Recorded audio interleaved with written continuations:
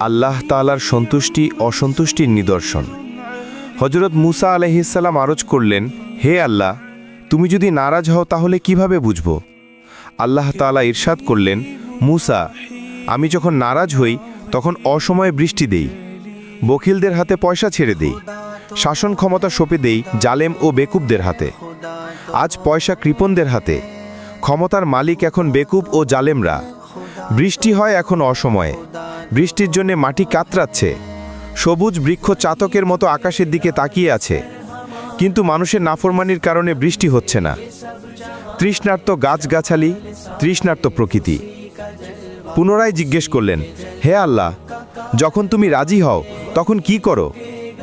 ইরশাদ করলেন, আমি যখন বান্দার প্রতি সন্তুষ্ট থাকি তখন সময় মতো বৃষ্টি দেই, দানশীলদের হাতে অর্থ দেই, বুদ্ধিমানদের হাতে শাসন ক্ষমতা দেই।